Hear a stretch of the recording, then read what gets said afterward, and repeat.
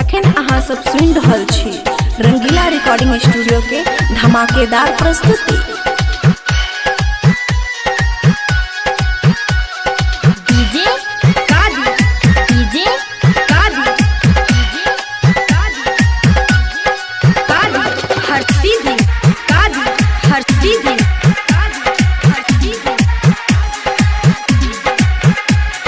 मकई वाला ओरा हम खिलेबो छोरी तोरा, मकई वाला ओरा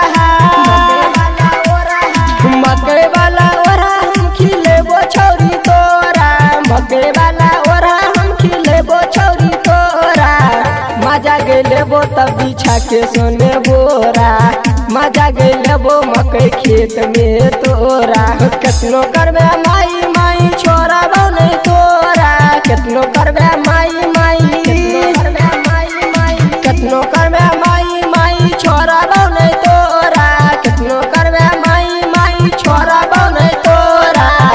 मजा गइलेबो तब बिछा के सोने बोरा, मजा गइलेबो मकई खेत में तोरा। Presented by Rangeela recording studio Jhajra Chowk Kusheshwar Than. Mix by रामन अलबेला। हटावा के लाली तोरा देबो सुने जान गए, जजल भी से हमें देबो सामान गए, हटावा के लाली तोरा देबो सुने जान गए, जजल भी से हमें देबो सामान गए। कानामा के बाली तोरा देबो दूध जोरा, कानामा के बाली तोरा, कानामा के बाली तोरा देबो दूध जोरा, कानामा के बाली तोरा देबो दूध जोरा। मजा गइलेबो तब बिछा के सोने बोरा, मजा गइलेबो मकई खेत में तोरा। Presented by Rangeela recording studio Jhajra Chowk Kusheshwar थान।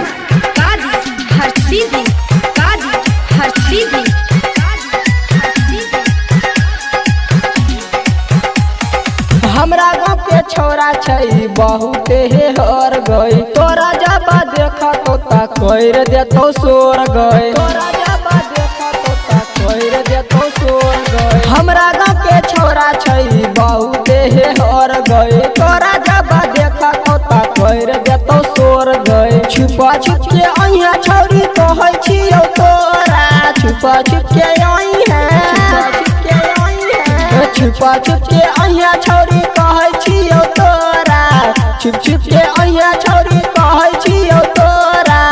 मजा गइलेबो तब बिछा के सोने बोरा, मजा गइलेबो मकई खेत में तोरा।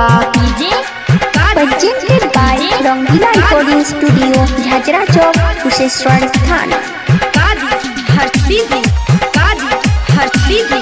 मिक्स बाय रामन अलबेला। 12 बजे तोहर हमें करबो सुने बेट गई, मिलल अइहा छौरी करी है नहीं लेट गई, मिलल अइहा छौरी करी है नहीं लेट गई। 12 बजे तोहर हमें करबो सुने बेट गई, मिलल अइहा छौरी करी है नहीं लेट गई। राइटर मिठुन मुस्कान कहै छौ तोरा, राइटर मिठुन मुस्कान, सतानम सावरिया छोरी कहै छौ तोरा, सतानम सावरिया छोरी कहै छौ तोरा। मजा गइलेबो तब बिछा के सोने बोरा, मजा गइलेबो मकई खेत में तोरा। Presented by Rangeela recording studio Jhajra Chowk Kusheshwar थान।